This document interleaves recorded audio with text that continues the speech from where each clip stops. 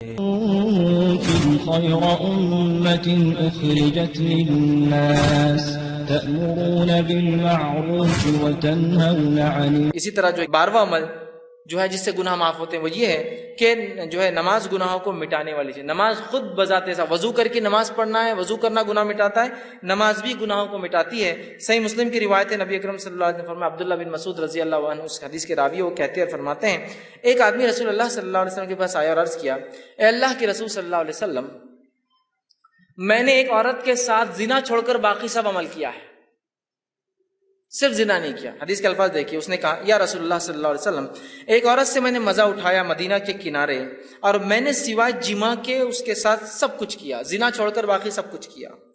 آپ میرے بارے میں حکم لگا دیجئے، سزا دے دیجئے، کیا میری سزا ہوتی ہے گناہ کی؟ ٹھیک. اللہ کے رسول جو ہے صلی اللہ علیہ وسلم کے ساتھ حضرت عمر کھڑے تھے. کہا، حضرت عمر نے کہا، جس گناہ کو تم نے چھپ کر کیا تھا کاہے کو آ کر بتایا لوگوں کے سامنے، توبہ کر لیتے اپنے رب سے خاموشی میں. زنا کی تو سزا ہے، اس کی کوئی حکم نہیں ہے نا، یہ تو گناہ ہے، اس کے لیے توبہ کرنا ہے. تو کہا جو گناہ تم نے چھپ کر کیا تھا اب کاہے لوگوں کے سامنے تم نے آ کر بتایا، چھپا لیتے. ٹھیک ہے. تو وہ شخص وہاں سے چلا گیا. رسول اکرم صلی اللہ علیہ وسلم نے اس کو واپس بلایا، کہا ادھر آؤ.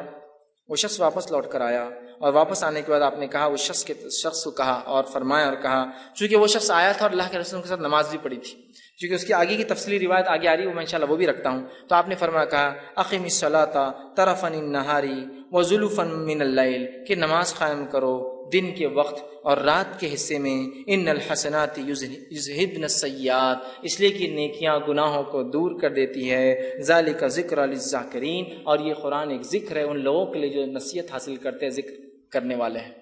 تو یہاں دیکھیے کہا ان الحسنات یذہبن السیئات، نیکیاں جو ہے گناہوں کو مٹا دیتی ہے. چونکہ اس شخص نے نماز پڑھی تھی، آپ نے اشارہ کر دیا نماز پڑھو، مطلب اب تم رب سے اگر معافی مانگنا چاہتے ہو اپنے گناہوں کی تو کثرت سے نماز پڑھو.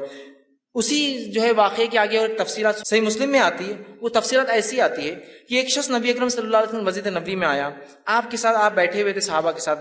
آ کر اس آدمی نے کہا اور کہا، اللہ کے رسول صلی اللہ علیہ وسلم مجھ پہ حد قائم کر دیجئے، میں نے ایسا ایسا کام کیا ہے، گناہ کا کام کیا جس سے مجھ پر حد قائم کر دیجئے. آپ صلی اللہ علیہ وسلم نے اس کا چہرہ اپنا پھیر لیا، وہ سامنے سے آیا، پھر چہرہ پھیر لیا، پھر سامنے سے آیا، پھر چہرہ پھیر لیا، پھر سامنے سے آیا. اذان ہوئی، آپ صلی اللہ علیہ وسلم نے اقامت دی گئی، آپ نے نماز پڑھائی، اس نے نماز ساتھ پڑھی. نماز کے بعد پھر آ گیا اور کہنے لگا کہ مجھ پہ حد قائم کیجیے، میرے سے یہ گناہ ہوئے. تب اللہ کے رسول صلی اللہ علیہ وسلم اس سے کہا اور پوچھا، جس وقت تو گھر سے نکلا تھا تو کیا تو نے اچھی طرح وضو کیا تھا؟ جب تو یہاں کے لیے آیا تھا مجھ سے ملنے، تو نماز کا وقت بھی تھا، تو نے گناہ کیا تھا، وضو کر کے آیا؟ تو اس نے کہا کیوں نہیں، میں نے کیا تھا اللہ کے رسول صلی اللہ علیہ وسلم. پھر فرمایا کہ ہمارے ساتھ تو نے نماز بھی پڑھی؟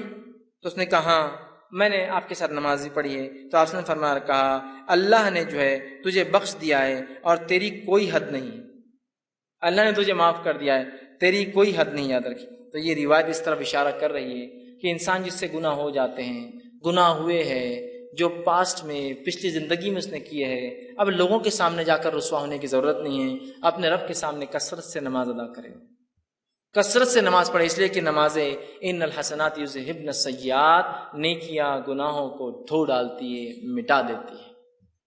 تو ہم نماز کی دیکھیں کتنی فضیلت ہے.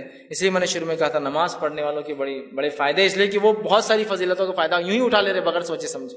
اسی طرح صحیح بخاری کی روایت ہے، رسول اللہ صلی اللہ علیہ وسلم فرمایا، کہا کہ جو فرشتے اس شخص کے لیے دعا کرتے رہتے ہیں جو اپنی نماز کی جگہ اس وقت تک بیٹھا ہوتا ہے، جیسا جہاں نماز پڑھی اور وہیں بیٹھا ہوتا ہے جب تک کہ جو ہے اس کا وضو ٹوٹ نہ جائے.